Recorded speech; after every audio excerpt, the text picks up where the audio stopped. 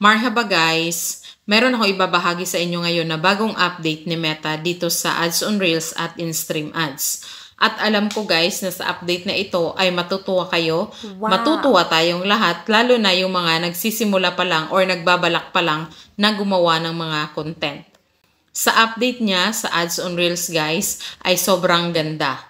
Lalo na kung meron ka ng mga videos na umabot na ng 1K views pataas.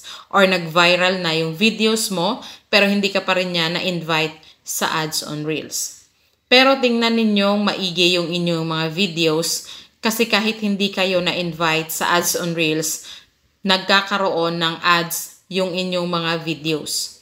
Yes, yan yung bagong update niya ngayon sa Ads on Reels. Na hindi ka pa niya invited sa Ads on Reels, pero yung videos mo ay nagkaroon na ng ads. Wow. Ibig sabihin po nun, malapit ka nang ma-invite ni Meta sa Ads on Reels.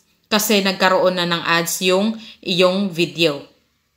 Yan po yung bago niyang update na kahit hindi ka niya na-invite, ay nilalagyan niya ng ads yung iyong video. Ibig sabihin po kung na-experience mo na yung ganito or nagkaroon na ng ads yung video mo sa Reels, pero hindi pa na-invite yung account mo, ang gagawin mo ay pursigihin mo pang mag-upload araw-araw at siguraduhin mong malinis yung account mo para ma-invite ka na niya kaagad.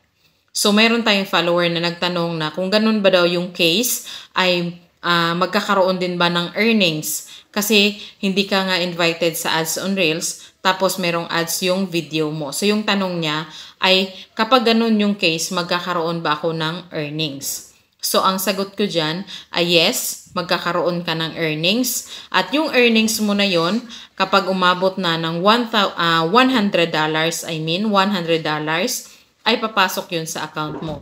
Pero since hindi ka pa nga na-invite sa Ads on Reels, ang mangyayari ay ma-on hold muna yung kikitain mo dun sa video na nilagyan niya ng ads. Kapag na-invite ka na niya sa Ads on Reels, dun pa lang papasok yung earnings mo. Maiipon yun siya at papasok siya kapag na-invite ka na niya sa kanyang Ads on Reels. Dito naman tayo ngayon guys sa in-stream ads. Makinig yung mga meron ng 5K followers at merong mga 2 minutes pataas na mga videos. Kasi dito sa bagong update niya sa in-stream ads ay ganun din ang nangyayari. Meron tayong mga followers na nag-PPM sa akin na totoo ba na nagkakaroon ng ads yung video ko sa in-stream ads, pero hindi naman ako invited sa in-stream ads.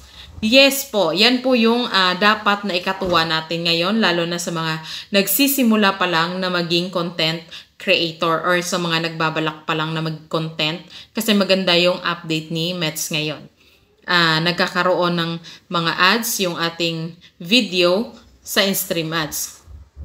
Kung ma-experience nyo yan guys or nakita ninyo na yung videos ninyo ay nagkaroon siya ng ads pero hindi pa kayo invited sa tools na yon, ibig sabihin malapit na kayong ma-invite. So ipursigihin ninyo na mag-upload araw-araw at huwag kayong tamarin na gumawa ng content kasi malapit na kayo sa katotohanan na magkakaroon na kayo ng mga tools na pinapangarap ninyo.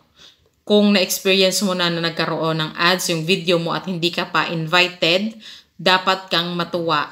Dapat kang pursigihin. Dapat kang gumawa pa ng mas maraming mga content. Kasi sa update niya ito, maraming mga content creator talaga ang nagugulat kasi nagkaroon ng ads yung kanilang mga videos pero hindi sila invited.